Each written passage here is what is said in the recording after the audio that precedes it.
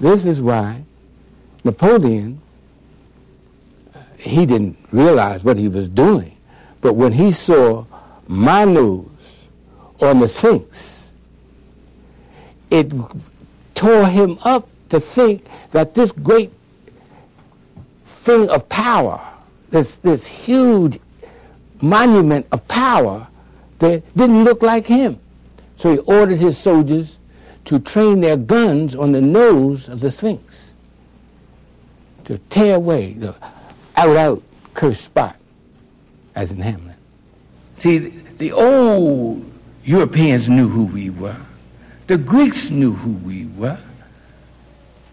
That's why they had laws on the books of the United States forbidding us to learn to read and write, so we wouldn't find out who we are.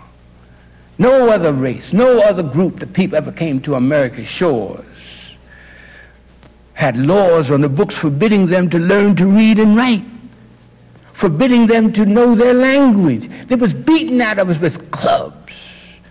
Not allowed to speak your own language. Not allowed to use your own name. We're the only race here that can't speak our own language, because it's beaten out of us on the plantations of the South.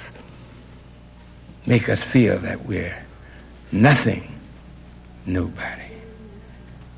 But you're in for something that's going to be beautiful. We're going to solve this problem. We're going to neutralize the poison that comes out of the television by having our own films showing the beauty and the grandeur and sophistication of the Shanghai Empire. The most powerful impact on the attitude is that which is the impact on your subconscious subliminally. You know, they outlawed subliminal advertising because it's so powerful. Subliminal means below the threshold of consciousness. You're not even conscious that this is happening to you. Take Color Purple. What big subliminal impact was in Color Purple? Well, because it's subliminal, out of a group of 500, nobody noticed it.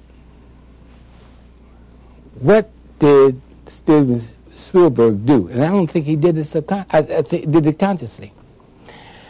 Look at the color of the men. Look at the color. Think about the color of the various men, of Mr., the color of the girl's father, the color of Suge's boyfriend. Each one, the more richly pigmented he was, the more bestial he was. The less, put it the other way, the less pigmented he was, the more civil and courteous and humane he was. Nobody noticed that, but the subconscious did, and that impact on the subconscious was much more devastating than you could even realize. Nobody alive today is responsible for that. So don't blame that on any white folks who are alive today. They're brainwashed too. White folks who are making the decisions in the school systems, who are making the decisions at television stations, are brainwashed. They really believe that we came from a jungle. So they're not doing it deliberately because they're brainwashed back between 1805 and 1850. So that one drop of that blood contaminates a white man. If those of you who saw Queen, remember what this girl, looked like a white girl, said to Queen. Said, one drop is too much.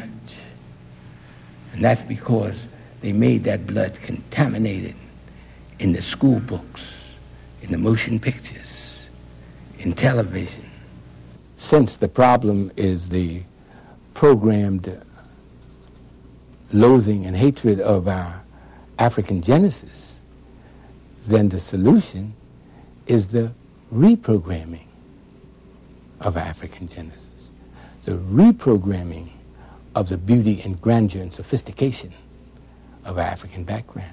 The reprogramming of the great cities of the Western Sudan that led the world in science and humaneness.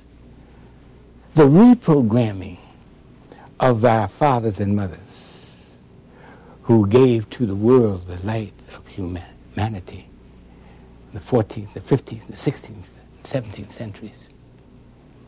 And we can do that through, and only through, drama, not through documentary. Because drama evokes the emotion that is necessary to penetrate, as a sword, the subconscious. We just like you to control the impulse to fight one another.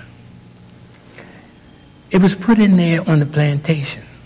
That's how the man could control 500 brothers who could snap him across their knee by putting them against each other.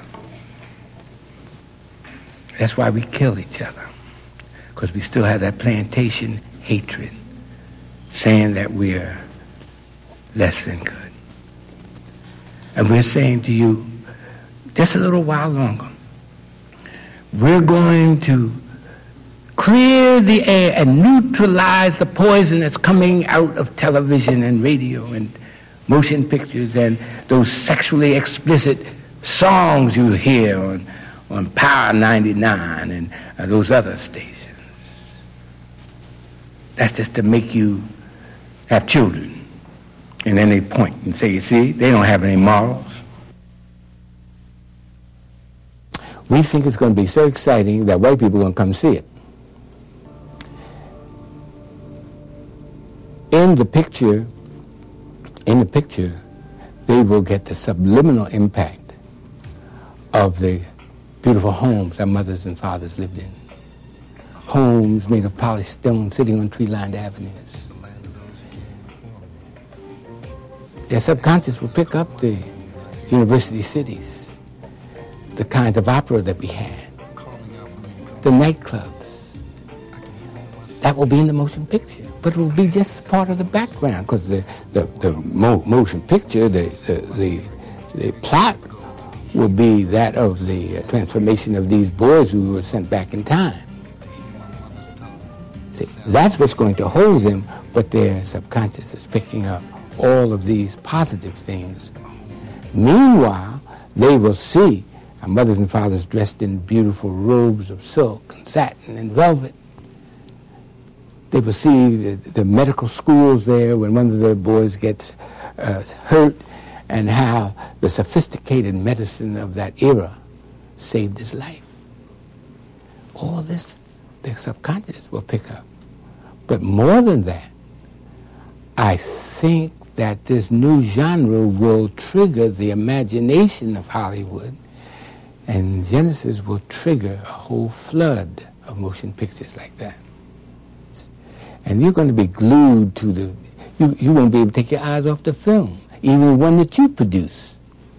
You will be fascinated by the story. Because as soon as they come through the gate of time, that portal of time, a beautiful young girl is being attacked by a leopard, and this leader of the gang saves her at the risk of his own life. So you're going to be caught up in the action immediately. Nothing going to be historical about it, except that it takes place several centuries ago.